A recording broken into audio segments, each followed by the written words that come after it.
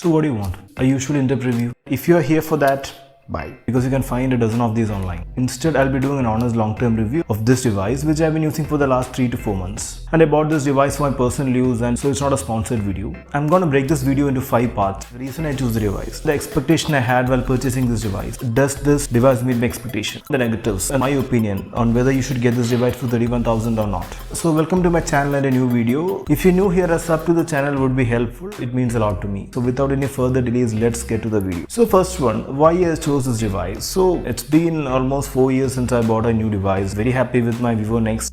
Still it's working without a problem. So the reason I went for the device was it's 2023 and there are a lot of things which that device miss out, like an ultra wide angle lens, a high refresh rate display, and one more thing which I really was hoping to get in a phone for, I don't know, last 3 to 4 years, which is only found in premium device, that is a curved display. So this comes with a curved display, which I really love because it's very hard to find a curved display in a budget device back then. Right now, a lot of manufacturers are trying to come up with this option. The another reason is the brand. As I said, I've been using Vivo for the past 4 years. I love the brand. So it's a non-Pro variant. The only difference within V27 Pro and V27 is the chipset. V27 doesn't support 4K 60 FPS in front and back. Except that everything is same, the dimensions are same, the functions are same, the features are same, so no difference at all. The price gap is not that compelling for an upgrade for just the chipset. I don't game that often, so most of my use are like basic stuff, basic phone usage. But sometimes I edit videos in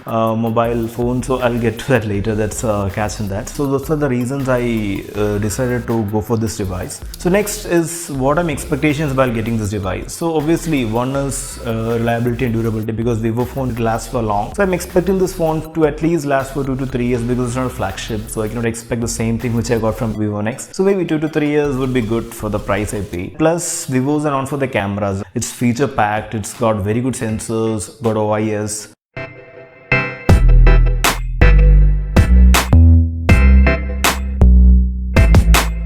But yeah, non-Pro variant lacks a 4K 60 FPS support, which I was not aware while getting the device. So which is a kind of a deal breaker for me, because I want a phone with 4K 60. Because yeah, one reason is I can slow down the clip after recording video. So it would have been nice, but yeah, it is what it is. It's not a base variant. It's 12GB 256GB variant. It's not the basic 31,000 card. It's a 37,000 model. So yeah, because I really want storage, because my last phone was 128GB. So you cannot live with 128 if you are recording a lot of videos and photos or using a phone. But 12GB if you need, I don't know. Because there was no 8GB and 256GB variant there, I was forced to go for this option. So next section is, did it meet my expectation? So first expectation, looks and build quality. I'm completely happy.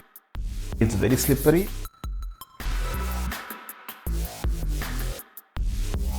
So you have to use a case, because without the case it might fall from your hand. But it feels very solid. It feels like a flagship. It's very light, it's very slim. And also display, it's not just a curvature, it's actually a very high quality display. It's got all the good numbers you expect from a display, like HDR10, 1 billion colors. So that's about the display and the looks and build quality. So I'm happy with all this fact. Then is the cameras. I'm really impressed with the cameras. Front camera is 50 MP, which is very rare to see in this price stage or any price range. So that is something good addition here. But it's not just a megapixel count we are talking. It's actually very good quality front cam. So you get a lot of details. It's very good for video recording. It supports 4K 30, no 60, because that may be the chipset limitation. The V27 Pro supports 4K 60 in front and back, and the rear camera is 50 MP. Not a very big sensor, but yeah, decently large sensor. It supports 4K 30 FPS, OIS. Image qualities are really good, but I felt with the AI and the HDR is being overprocessed. So I'll just put some sample images. You can judge by yourself the image quality.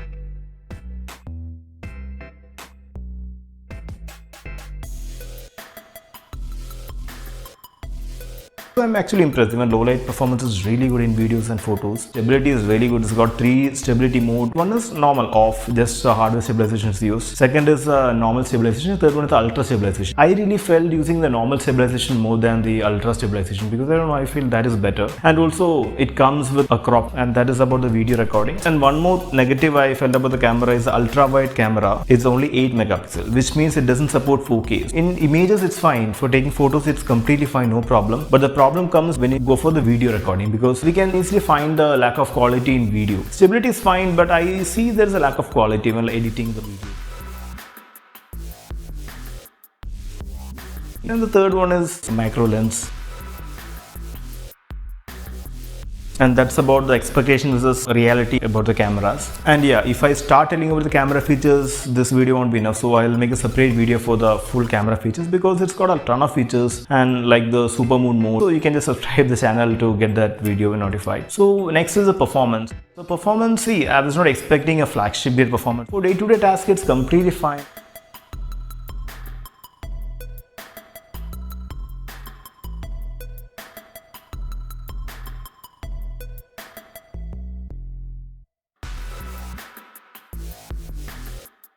I've tried Pubg, everything is fine. It doesn't support the highest graphic settings, but yeah, gaming is fine. I don't feel that noticeable lag in that. I'm not a hardcore gamer, but for a person like me, it's fine.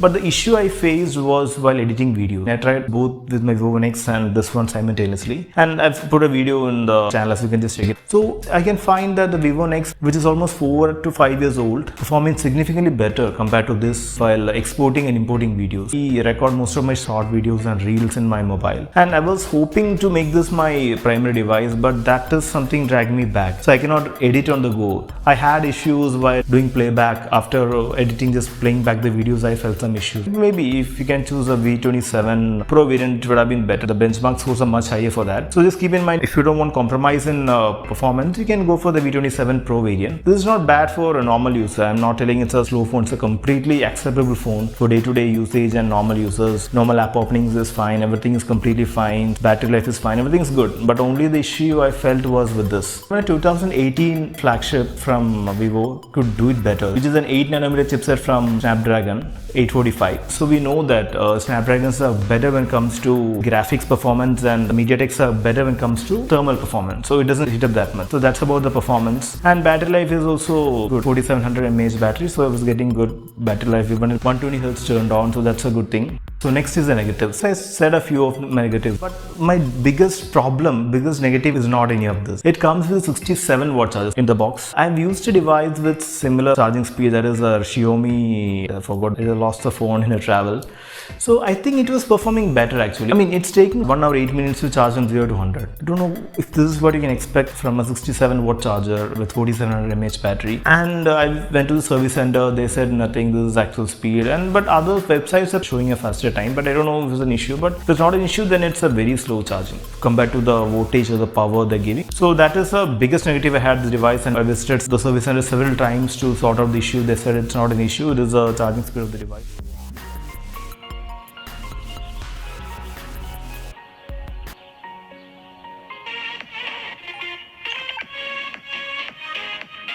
Speakers are not great, and the quality compared to Vivo X, it's not that good. Ultra-wide camera ka issue that it doesn't support 4K, it is just 8 megapixel, lack of quality. The processing of the image is a bit harsh, it's overdone actually. Sometimes they deliberately off the HDR mode and the AI mode to get a natural picture, and also the color tone, it's not for everyone's liking. You can switch off the color boost mode. That's a good option given by Vivo for people who prefer natural good looking photo. By default, it takes very vibrant photos which is very saturated. Most people would like that, but people who are used to with a DSLR, or people who love the true to life colors, they wouldn't appreciate that. So camera section, there's no much negatives in that. The performance also, I said, it's not a beast when it comes to editing and stuff. The GPU performance is not that good, and the device is extremely slippery, so the device cannot be used without a case. And one more thing I forgot to mention, there's a flash. Flash is actually very good. It's a ring flash, it's two-tone flash. I'll explain about that more in the camera review which is coming soon. So those are negatives which I could find in the last 3 to 4 months of usage of this device. And And next I'll conclude this video by saying my opinions of whether you should get this device for 31,000 or not.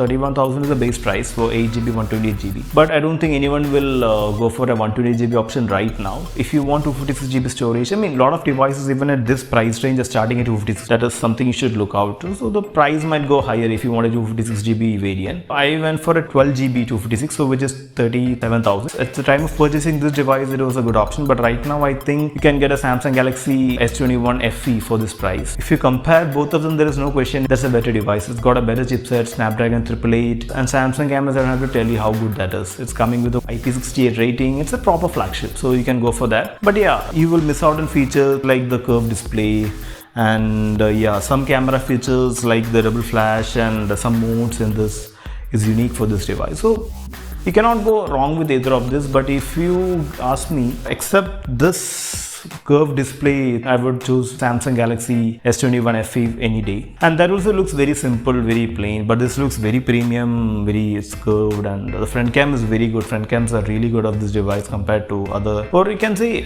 one of the best you can say right now. Not just a megapixel, but also the quality. So you can easily get some good quality videos using the 4K capability of the front cam. So it's really good thing. And fingerprint is faster. It doesn't have a 3.5mm jack, which is not a deal breaker because I'm using the TWS for the last 4 years.